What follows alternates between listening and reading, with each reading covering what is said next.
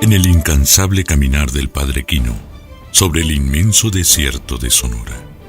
Hasta hoy, y después de 3 siglos, se encuentran vivas la mayoría de las misiones que un día decidió fundar el misionero jesuita. Su carácter fuerte y destacada inteligencia lo convierten en el símbolo más visible y el ejemplo más grande durante la evangelización en la Pimería Alta, en los actuales estados de Sonora en México y Arizona de Estados Unidos. Quino nació en Segno, provincia de Trento, entonces perteneciente al Imperio Romano Germánico, un 10 de agosto del año de 1645. Desde pequeño, mostró grandes dotes de una extraordinaria inteligencia, por lo que fue enviado del colegio jesuita en Trento al colegio jesuita de Hall, cerca de Innsbruck, Austria. Su interés por la ciencia lo convirtió en un excelente cartógrafo, geógrafo y astrónomo, conocimientos que después le sirvieron para la gran exploración misional en la Nueva España. Para los hombres del desierto sonorense, la figura de Quino es fuerte y trascendente. Cuando el pueblo de Arizona tuvo que decidir qué personaje histórico sería el emblema de su estado en el Capitolio norteamericano, atinadamente escogieron a Eusebio Quino como su ciudadano distinguido. Sus huellas están palpables y frescas todavía sobre las suaves tierras desérticas. De 1687 a 1711, Quino transformó y organizó la vida social de los nativos del occidental Sonora. Las constantes rebeliones de los inconformes fueron paso a paso pacificadas con paciencia y en ocasiones por medio de las implacables armas españolas. Eusebio Quino tuvo a bien dejar plasmado su caminar sobre la Pimería Alta en sus favores celestiales, donde narra la llegada y fundación de sus misiones y sus lugares de visita, como le conocía a las pequeñas comarcas donde la nueva civilización finalmente se formó. Este recorrido por los templos que los franciscanos erigieron 100 años después sobre las misiones del jesuita Quino tiene el propósito de ver con los ojos del Dr. Manuel Olimón Nolasco la belleza del trabajo del misionero trentino, y con su voz le da sentido y profundidad a los majestuosos edificios que aún hoy se levantan y sirven a los hombres del desierto sonorense.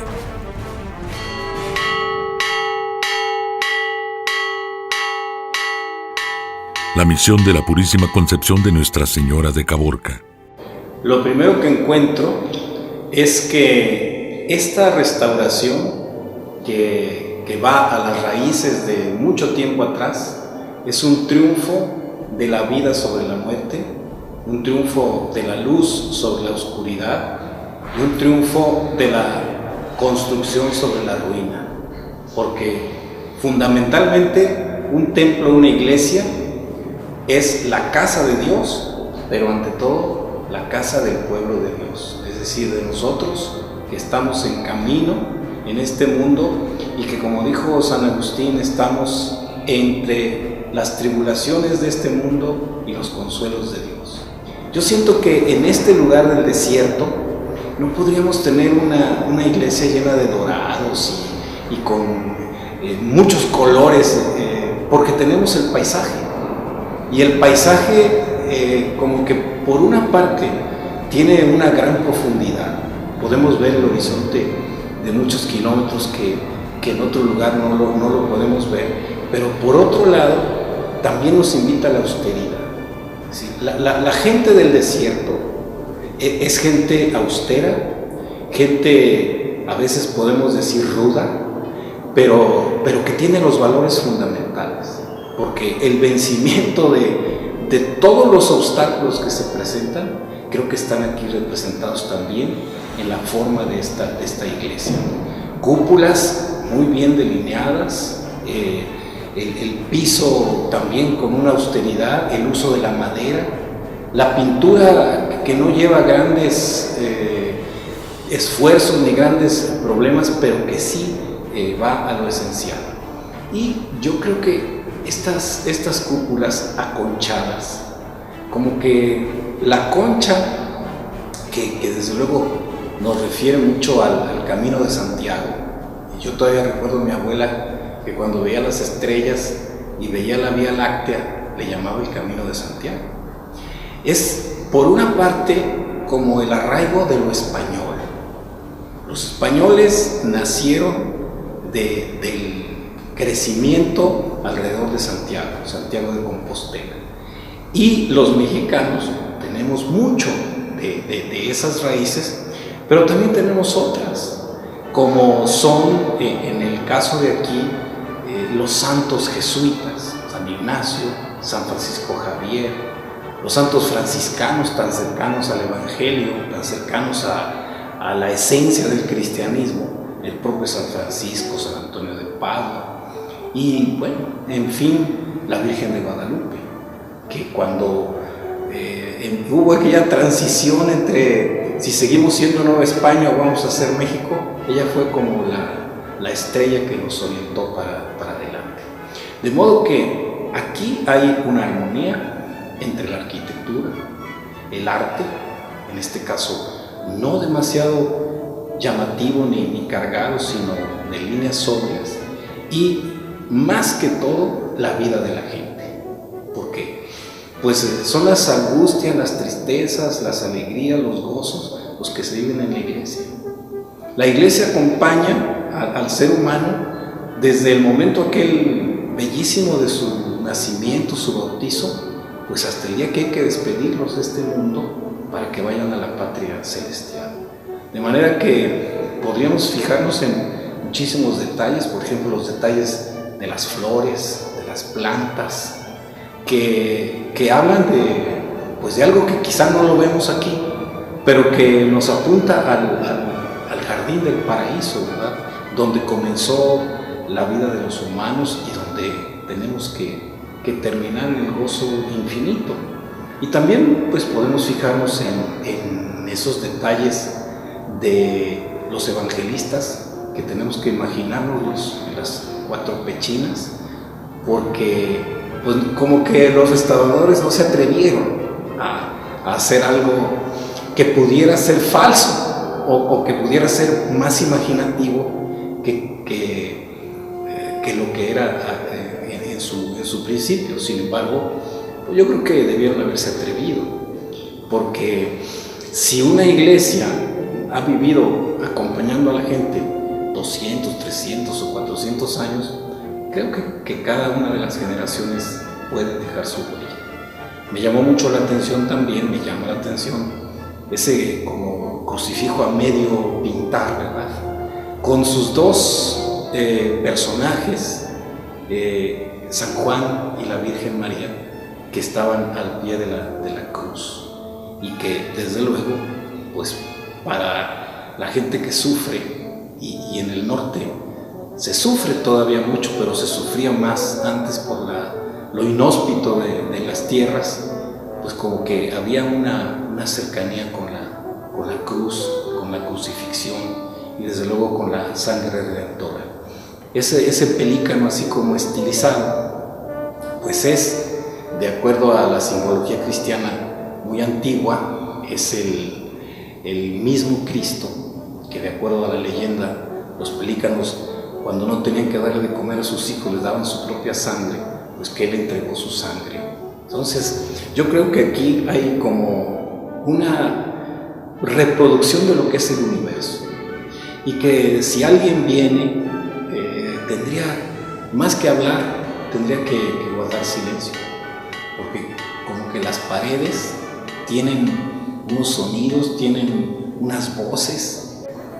Es decir, las construcciones no se hicieron únicamente para celebrar dentro de ellas el culto, se hicieron también para que fueran, primero, un lugar de reunión. Todos los conflictos o necesidades que sentía una comunidad se reunían en la iglesia, y también cuando hacía falta para defender las plazas. Es más, aquí se nota un poco menos, pero las primeras construcciones de los agustinos en lo que hoy es el Estado de México, Morelos, Michoacán, pues son fortalezas, porque si hacía falta había había que entrar ahí, ¿no? En esta zona, pues hablando de 3 siglos atrás, estuvo una zona de conflictividad con los llamados entonces indios salvajes o gente no civilizada, pero esta incursión pues aventurera también fue aquí un baluarte para la defensa y al mismo tiempo identificar más a la comunidad. Eusebio Francisco Quino. Bueno, yo creo que el padre Quino es uno de esos individuos que se dan pues cada siglo o cada 2 siglos. Podemos encontrar muchos misioneros de importancia grande, de importancia mediana, pero yo creo que él desarrolló su vida individual de una manera extraordinaria. Y pienso en la diferencia, por ejemplo, con los misioneros franciscanos del siglo XVI, desde luego beneméritos, pero ellos siempre actuaban en grupo, es decir, era el grupo, de manera que reconocemos la evangelización franciscana, no necesariamente la de Mendieta o la de Fray Pedro de Gante, no las podemos diferenciar. Mientras que en el caso de Quino, que es un jesuita, es decir, de una orden moderna que se fundó tardíamente en referencia a las órdenes mendicantes, dominicos, franciscanos, etc., desarrollan ellos muchísimo la individualidad y pertenecen a una comunidad, pero no tienen que estar viviendo en la misma casa. Es más, San Ignacio inauguró una manera de que hubiera cohesión entre su gente a base de correspondencia. Es importantísima para la historia de los jesuitas y de las misiones jesuitas conocer la correspondencia. Eran gente que admiramos, no solamente por ser pioneros de regiones inhóspitas, porque si todavía en la actualidad venir a Caborca tiene sus dificultades, ¿qué sería en aquella época? Sobre todo avanzando sobre un desierto, montañas de repente, en lugares más cálidos, más frescos, fríos, sin saber qué sigue del otro lado. Entonces, Quino, desde luego, armó una red a base de sus observaciones que antes de que hubiera tanta especialidad científica, pues eran observaciones humanas, pero que ahora podemos decir, bueno, este señor ¿qué era? Era misionero, sí, pero también era geógrafo, era cartógrafo, era pues explorador, era biólogo, era etnógrafo, etc. Es decir, sus observaciones eran de la tierra, que va desde la naturaleza hasta el modo de ser de las personas. De modo que si él dijo, yo quiero poner aquí una planta que quede profunda y que eche raíces y que después crezca, dé flores y frutos, lo hizo porque con la gran experiencia que tenía, dijo, aquí es un lugar de asentamiento humano fundamental. Y de aquí puedo yo, y no yo, sino aquellos que vayan formando esta comunidad, crear, pues ahora podríamos incluso decir, un emporio. Porque él no solamente pensó en la parte de evangelización, que evidentemente la pensó y era como su punto más claro y más profundo. Pero ¿cómo se puede evangelizar si no se crea primeramente las condiciones para que la persona pueda realmente atender la palabra del Evangelio? Primero, dice el refrán, primero comer que ser cristiano. De modo que si quería él realmente formar comunidades cristianas aquí, pequeñas o grandes, tenía que colaborar con, por ejemplo, siembra de árboles frutales. Quizá haría falta una historia que se refiriera a cómo se fueron sembrando árboles frutales, frutas europeas, ¿no? que aquí no se conocían, pero que la tierra las produjo con mucha facilidad. El ganado. Ahora como que vivimos en la sociedad industrial y ya se nos hace más raro tener animales domésticos. Su idea de hacer una siembra y que la gente permaneciera fue extraordinaria. Pero también hay algo que descubrir. Él pensó en esta comarca como una especie de estación intermedia entre lo que era el gran norte de la Nueva España de aquella época, pues que se extendía desde Coahuila hasta California, pasando por muchas otras tierras, y el oriente lejano, porque Quino siempre quiso ir a China, fue como su ilusión. Sin embargo, pues yo creo que si lo que buscaba en China era a la gente y a la civilización, pues la encontró aquí, de otra manera, pero la encontró, que es algo también admirable.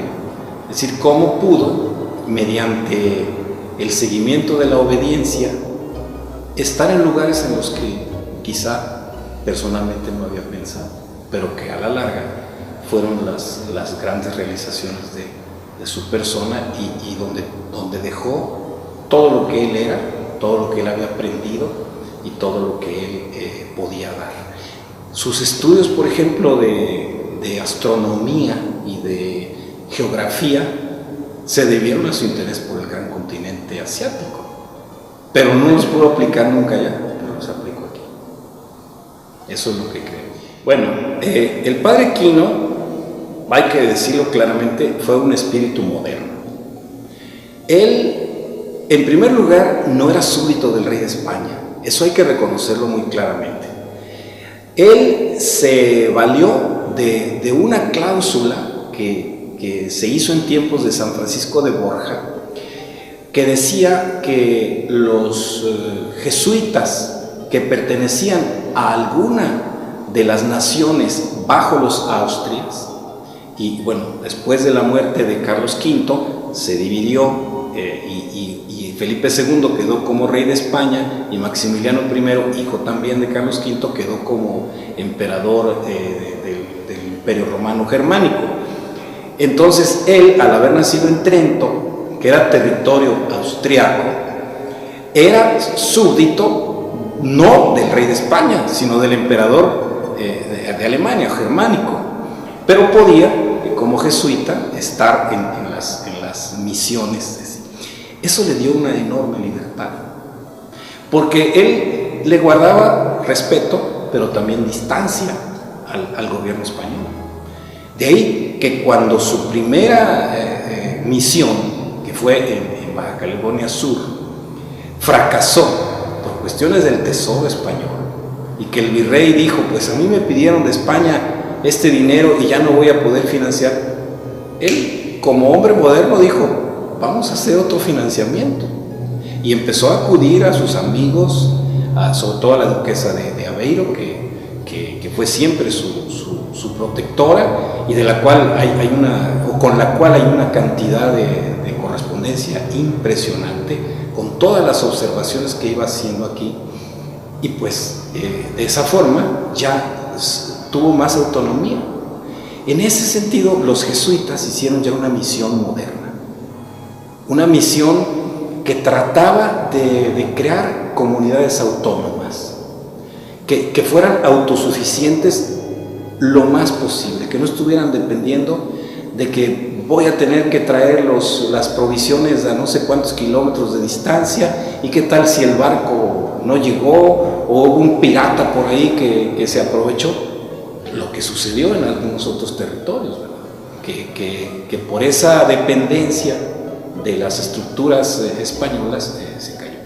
Este punto yo creo que tendríamos que revisarlo y reflexionarlo, porque nos da una distinta manera de apreciar el sistema misional jesuita del sistema misional, al cual no le quito ningún mérito, desde luego que no, que fue el de la primera etapa. Hay que tener en cuenta históricamente que ya estas misiones son posteriores al Concilio de Trento. Y el Concilio de Trento, entre sus muchas disposiciones, trató de que la Iglesia tuviera mayor libertad frente a los reyes y emperadores, sobre todo porque la falta de libertad se debía en muchas ocasiones al financiamiento. Como dice el refrán, el que paga manda. Y ese estilo ya más moderno es el que utilizó Quino. Aquí puedo no entender, me pasaría un siglo más adelante, por qué el régimen absolutista español expulsó a los jesuitas.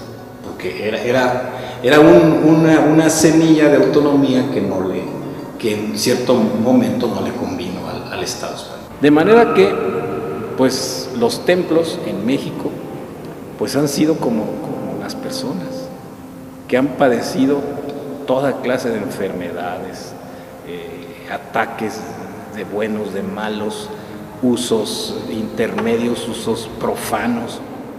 Aquí, pues sí, creo yo que hubo descuido, que hubo en algunos momentos ataque, pero que nunca hubo olvido. Eso es lo fundamental. Entre memoria y olvido hay 1 milímetro de distancia, pero esa distancia es fundamental. De modo que el regreso a su uso original, sin perder otros, porque pues, la función del arte, por ejemplo, que en este caso es muy sobrio, pues es una función natural que tienen los edificios religiosos. Es un edificio religioso que no provoca en quien entra una aceptación de algo que está más allá de lo cotidiano, no ejerce bien su función. Porque lo importante es captar todo el peso, que al mismo tiempo es ligereza, de la idea general que está en un templo. Y yo creo que eso es lo que aquí le sigue dando ese retorno que al mismo tiempo es impulso para adelante. La misión de San Diego del Pitiquí, Pitiquito. Entonces, la cal con la humedad tiende a translucirse. De repente parecían manchas y luego desaparecen. Que hay algo misterioso. Esa es una, y la otra la descubrieron también de manera accidental, vieron colores, participan gentes, albañiles de aquí, le rasparon con espátula, con lo que veían, y hacen esa tarea de hacer rescate. Sí, de rescate. Y en aquel tiempo le aplicaron una laca para fijarla, y ahora nos damos cuenta que eso la lastima, craquela la pintura e impide la transpiración de la humedad. Bien, lo primero que yo encontré y me llamó la atención es un lugar que ha sido habitado desde muchos siglos atrás y que continuamente ha estado abierta al culto esta iglesia. En eso hay una diferencia respecto de los desastres que le pasaron a la iglesia de Caborca. Entonces, por eso en el interior nos encontramos con una serie de elementos que dan a entender precisamente la larga duración de la presencia de la gente aquí. Y por eso, pues también alguien a primera vista podría decir que hay un desorden pictórico, un desorden de ese tipo, pero en realidad no es un desorden, sino es la memoria de muchas generaciones que cada una de ellas ha dejado su huella. En esa memoria, ¿qué le llamó la atención en los rastros pictóricos? Bueno, hay algunos elementos que no son comunes y que se debieron seguramente a la sensibilidad de algunas personas, tal vez de los mismos religiosos franciscanos o posteriormente en algunos casos ya de párrocos, que hacen que esta iglesia sea en primer lugar yo la veo como una iglesia procesional. Es decir, vamos desde la parte allá donde se encuentra una representación del mal, después la Virgen María como triunfante, de acuerdo al libro del Apocalipsis, sobre el mal, sobre la serpiente que tentó a Eva al comienzo de los tiempos humanos. Y vamos así viendo, por ejemplo, los elementos bíblicos, los 10 mandamientos, la presencia de los 4 evangelistas, después los signos de la pasión que están significados por los ángeles pasionarios, que son un tema en la historia del arte muy difundido, pero más en Europa que entre nosotros acá en América. La crucifixión que le da como sentido a toda esta procesión, y finalmente el cielo azul con sus estrellas que nos está hablando de que la cruz no fue el final, sino que fue como el preámbulo de la resurrección y de la gloria. El sol encendido y las estrellas también brillando sobre el espacio. Yo, antes que hablar del templo, me gustaría hablar del entorno, es decir, del lugar donde este templo se sembró, se plantó y quedó como testimonio para el paso de los siglos. Leyendo el diario del Padre Salvatierra, que el Padre Salvatierra fue el visitador de las misiones de esta región y que vino en 1701 a encontrarse con el Padre Quino, él refiere cómo la gente de este lugar era gente muy avispada, una palabra que da a entender gente movida, gente inquieta, y por tanto pues también gente que dio algunos problemas y dolores de cabeza al Padre Quino y a los primeros misioneros, porque ciertamente lo indómito de estos grupos humanos pues costó la vida al Padre Saeta. Y entonces esa visita que hizo el Padre Salvatierra, 701, es como una recuperación del espacio que se había perdido, y que el Padre Quino, con su tesón, con su fuerza y con todas sus cualidades, hizo que permaneciera.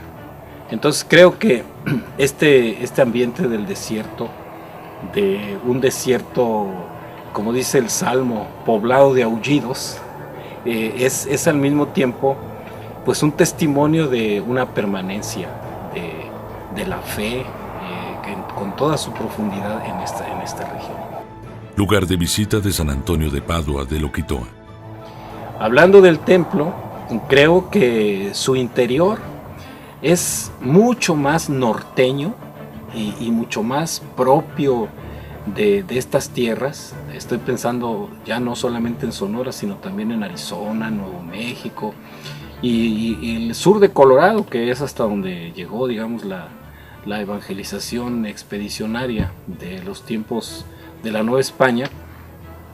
Bueno, esos techos con vigas de madera, con el carrizo y pues un ambiente que bien podemos llamar rústico, y que curiosamente es un arte sencillo, pero que yo lo podría llamar de fronteras, porque por ejemplo este tipo de santos o el Cristo así doliente, muy como rebosado de profundidad, pues se parece a los Cristos y a los santos de Chiapas o de Guatemala, de tierras altas, que son también extremos, ¿no? Hay una referencia que a muchos les podrá parecer extraña por la distancia, pero por ejemplo cerca de Honduras, ya al final de Guatemala, está el santuario de un Santo Cristo Negro de Esquipulas, Y ese Santo Cristo Negro de Esquipulas encuentra uno o con la misma vocación o título o con algún parecido hasta el extremo norte de Nuevo México. Entonces quiere decir que pues la presencia de Cristo, sobre todo Cristo doliente, Cristo sufriente, más que resucitado o glorioso, pues es una representación también del dolor, el sufrimiento, la dificultad de vencer el desierto.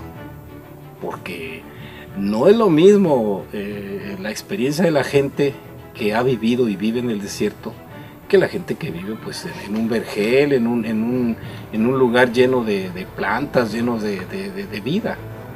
De modo que yo creo que esta iglesia, que además se ha mantenido abierta, se ha mantenido libre de contaminaciones por tanto tiempo, y que, pues según me he dado cuenta, mucha gente viene con devoción a rezar, es decir, a que cumpla su función, ¿verdad? Es decir, el reto de la naturaleza, que desde luego vuelvo a decir que cómo habrá sentido él después de haber visto aquellos pinares de sus lugares de origen, ver este desierto, ¿no? El reto de la naturaleza es extraordinario. Y después el reto de la gente. Porque, aunque parezca contradictorio, donde el misionero se encuentra con una raza rebelde, con una raza, como dijo Salvatierra, avispada, es que ahí hay buena madera para crear una cristiandad recia. Podemos ir a San Pablo. San Pablo en algunas comunidades no tuvo dificultades, y esas comunidades sí arraigaron el pensamiento cristiano, pero después cayeron muy fácilmente en manos de los islámicos. Y en cambio donde sufrió dificultades en Éfeso, en Tesalónica, ahí se asentó bien la comunidad. Entonces yo creo que el doble reto, y además su idea que no lo abandonó jamás, de que esta tierra fuera como un puente, como una transición entre Occidente europeo y América y el lejano Oriente, está también muy presente en su pensamiento, en su idea y en su proyecto. Santa Teresa del Átil. Pues también leyendo ese diario del Padre Salvatierra, me encontré con este lugar, Átil, que él le llama Atí. Yo creo que en eso de una letra más o menos, una vocal, una consonante, pues el tiempo ha hecho que se cambien los nombres. Pero me pareció muy importante detenernos aquí, aunque había leído yo en una carta que me mandó aquí nuestro productor Luis, que decía que en Atil había solo un montón de tierra. Y yo le contesté diciéndole que precisamente ese montón de tierra me interesaba, porque pues no tenía por qué ser una tierra simple, sino era una tierra que había tenido manos cariñosas, que habían hecho adobes de esa tierra y que habían tratado de asentarse. Entonces creo que este montón de tierra o esta pared de adobe es un testimonio, una huella de que el ser humano trabajó aquí, y que si aquí tenemos un pueblo con mucha originalidad,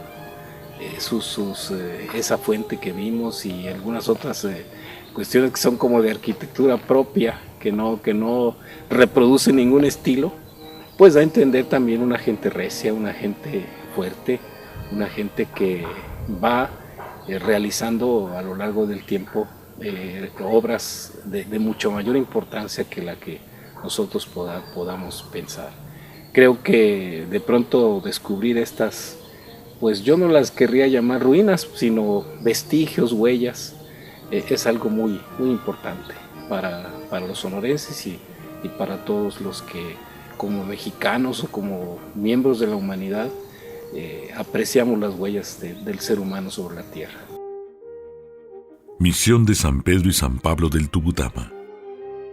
A mí me parece, desde luego, que comenzamos en una iglesia austera, pero muy bella, y terminamos en una iglesia que tiene poco de austero, pero que también es muy bella.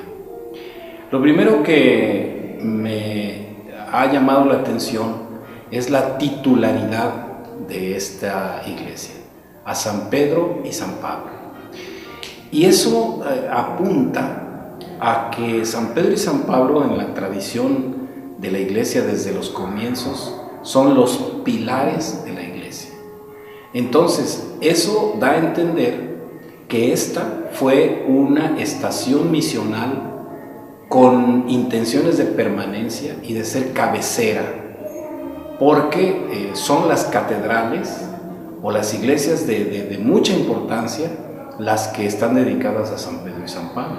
Tendríamos que pensar en Roma, como la Basílica de San Pedro y la de San Pablo son dos de las principales iglesias, no solo de Roma, sino del mundo. Sí, es decir, el hecho de que no se entre, digamos, por lo que pensaríamos nosotros que es el centro, da idea de una iglesia donde se pensaba tener también un convento, porque muchas de las iglesias conventuales, sobre todo de monjas, pero no solamente, no se entra por el frente, sino se entra por un costado. Podemos pensar en, por ejemplo, una iglesia de Querétaro, o varias iglesias de la Ciudad de México o de Morelia, que estuvieron principalmente como capillas semipúblicas de un convento. Quizá aquí en algún momento, no lo podría yo saber, se pensó en hacer un asentamiento también donde hubiera un convento con personas que vivieran fijas aquí en este lugar.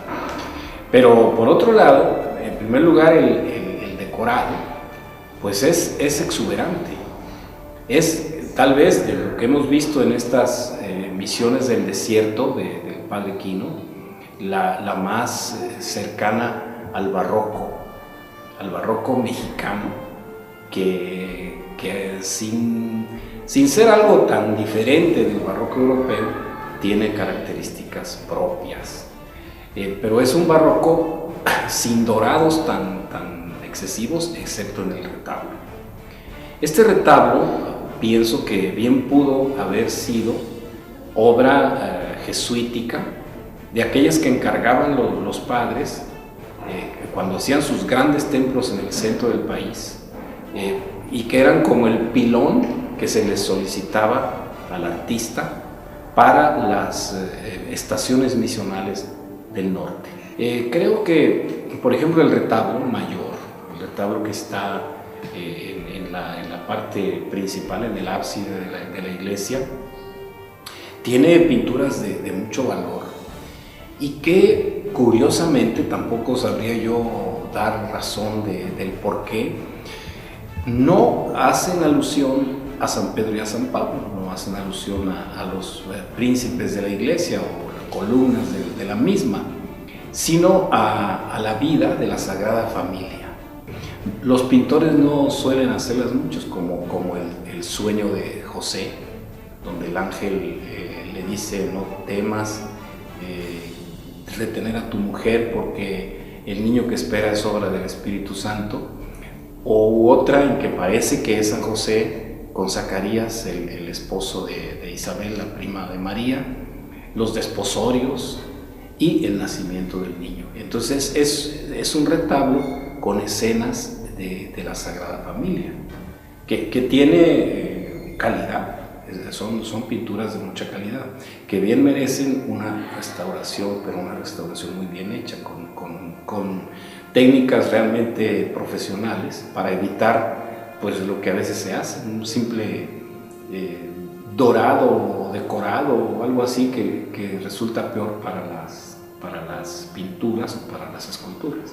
Entonces, ahí en la parte de abajo están ánimas del purgatorio, que representan oficios o digamos cualidades dentro de la vida de la comunidad.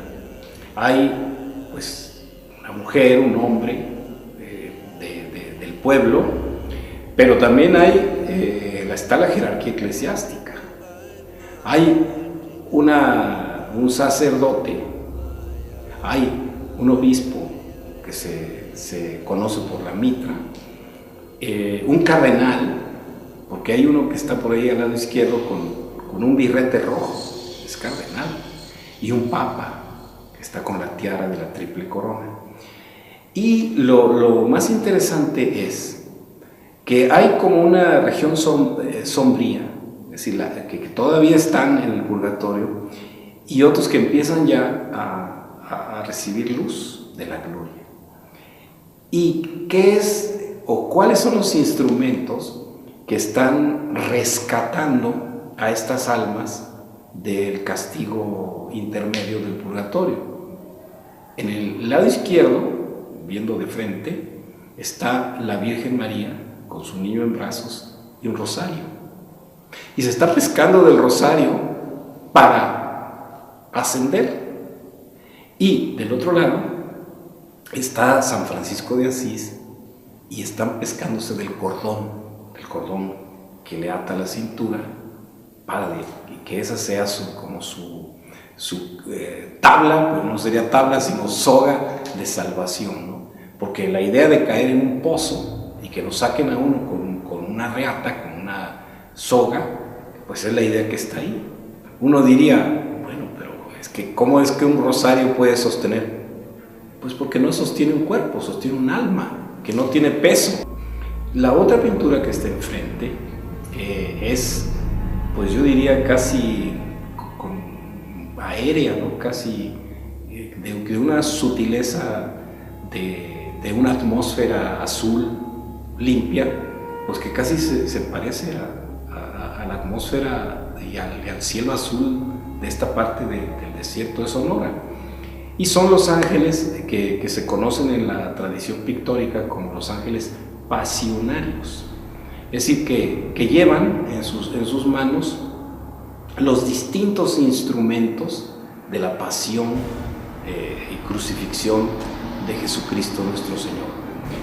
Uno lleva los clavos, otro lleva pues algunas tenazas o martillo que tenía que usarse para la realización de la crucifixión, la corona de espinas, la misma cruz, los leños de la cruz, donde pues también es la devoción de la pasión del Señor. Yo me imagino que estas escenas así podían servir, y de hecho en muchos lugares sirvieron, como marco o como telón de fondo, podríamos decirlo en lenguaje teatral, para las predicaciones de Semana Santa.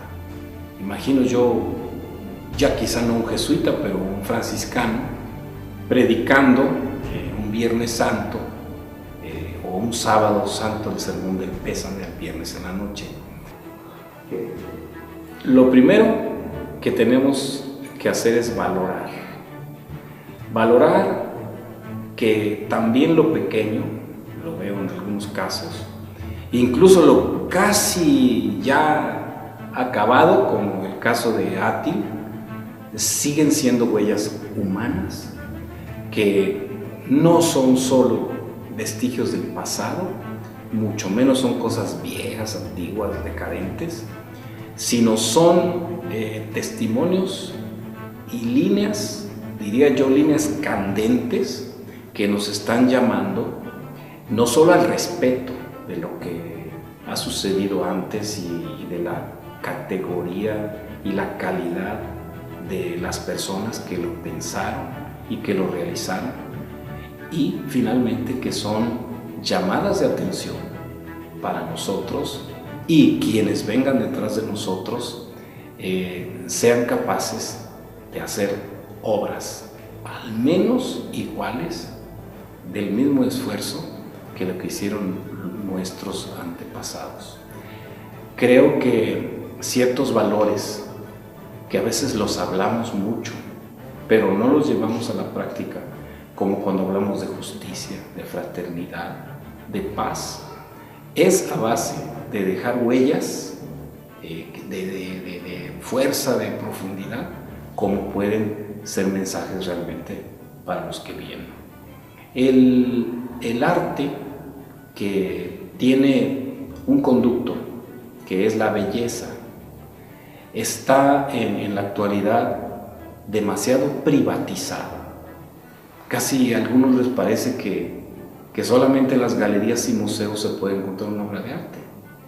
Y lo que tenían las generaciones antiguas es que sabían que el arte y la inspiración de los artistas era algo público, algo comunitario. Y por eso las iglesias siguen siendo y seguirán siendo pues lugares que son para todos y que no importa si la persona es pobre, si es rica, si es de mucha edad o es muy joven, siguen siendo como espacios de enseñanza y de reflexión para la humanidad entera. Eso es lo que yo creo que, además de sentir la fuerza del desierto y el reto del desierto, pues es el reto de un patrimonio que no porque no se parezca a los de Oaxaca o a los de Guanajuato, no deja de ser fundamental para reconocerse como sonorenses, como mexicanos, como cristianos y como miembros de la humanidad. Quino del desierto. La palabra misión la inventaron los jesuitas.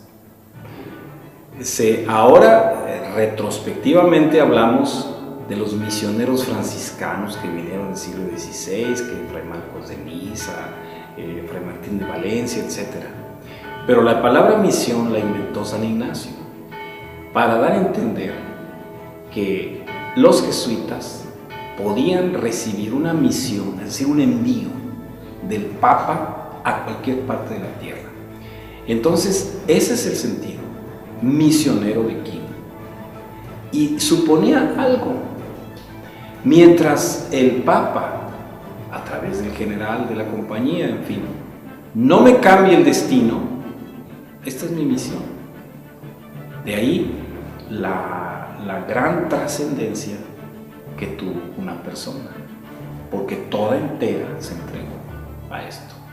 Ahora, pienso yo que el desierto pues siempre ha sido un llamado mucho más fuerte que cualquier otro. Si uno lee la Sagrada Escritura, el desierto no solamente es un lugar, es una tentación. Jesús fue tentado en el desierto. Y antes, el pueblo hebreo fue tentado en el desierto. Ahí sintió hambre, sintió sed, es decir, sintió la dureza de la vida. Pero también el desierto, y lo dicen los salmos y lo dice el propio vencimiento que Jesucristo hizo de las tentaciones, es el lugar de la iluminación, de la luz y de las hazañas humanas más grandes. De modo que ahí está la dimensión del Padre Quino, ahí está su estatura. Y por eso, pues, yo jamás he podido pensar en un Quino blandengue, dulzón, no sé, así como, así muy acaramelado, sino en una persona recia, dura, justa, capaz incluso de perdonar, como lo hizo con los asesinos de su amigo el padre Saeta, pero al mismo tiempo indómito. De ahí que el mejor lugar en el que pudo vivir y morir fue este. No me lo imagino yo muriéndose en un colegio, dando clases de latín en Austria, ni siquiera en China vestido con las ropas del mandarín y estudiando aquel idioma, pues ahora sí que está en chino, ¿verdad? Tan complicado. Y es donde se ve cómo la persona nunca se realiza en sus propios planes. A veces, sobre todo cuando uno es joven, cree que va a poder realizar todo lo que pretende. O la gente más moderna, a base de manipulación psicológica por los medios de comunicación, etcétera, cree que va a ser rica, que va a ser famosa mediante tal uso de tal producto. Y en realidad uno tiene una vocación y cada quien tiene la suya. Y esa vocación hay que encontrarla. porque se nos dan como signos, pero no se nos da el itinerario completo. Y si no tenemos, como en el caso del padre Quino lo tuvo, un panorama delante que es inédito y que lo tengo que ir descubriendo y profundizando, de nada. Me sirve que haya hecho planes, que haya hecho proyectos, porque no vamos a llegar a donde queremos.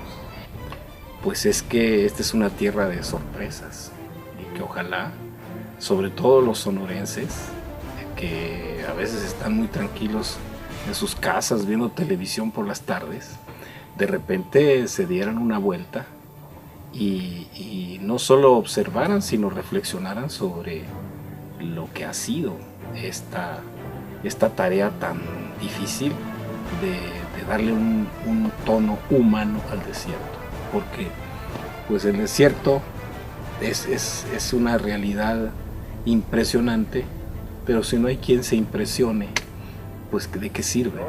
Ahí está. Eso es.